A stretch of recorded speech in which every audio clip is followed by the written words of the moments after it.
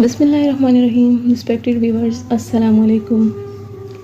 Viewers, آج جو میں واقعہ آپ کو سنانے جا رہی ہوں وہ ہے ایک بہت ہی زیادہ دل دہلا دینے والا واقعہ.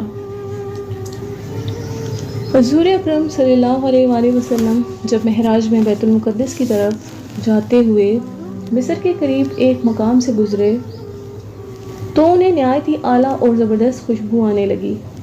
آپ صلی اللہ علیہ وآلہ وسلم نے حضرت جبرائیل علیہ السلام سے پوچھا کہ یہ خوشبو کیسی ہے؟ جواب ملا کہ فرعون کی بیٹی کی باندی مشاطہ اور اس کی اولاد کی قبر سے آ رہی ہے.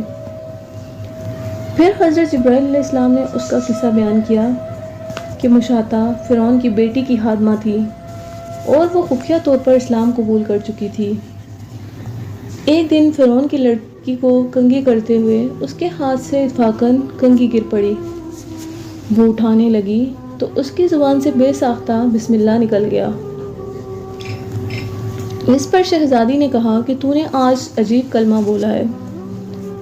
رب تو میرے باپ فرعون ہی ہے، تو پھر تم نے یہ کس کا نام لیا ہے؟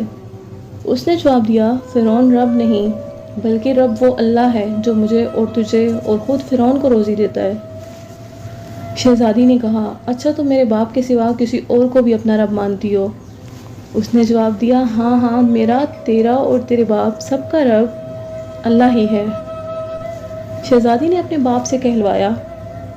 وہ سخت غضبناک ہوا اور اسی وقت برسر دربار بلوا بھیجا اور کہا، کیا تو میرے سوا کسی اور کو اپنا رب مانتی ہے؟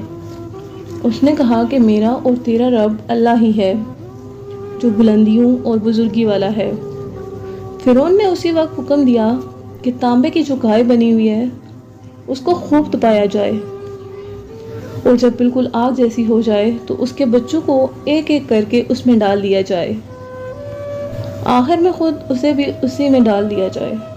چنانچہ وہ گرم کی گئی.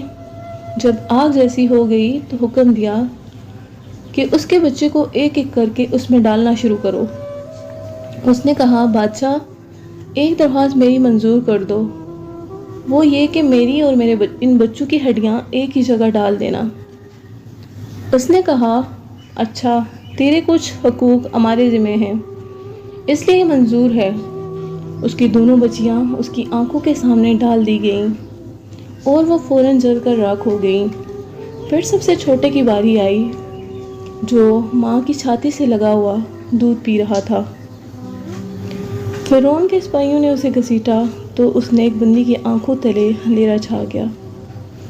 اللہ تعالیٰ نے اس بچے کو اسی وقت زبان دے دی اور اس نے بآواز بلند کہا، اماں جان افسوس نہ کر، اماں جان ذرا بھی پس و پیش نہ کرو، حق پر جان دینا ہی سب سے بڑی نیکی ہے.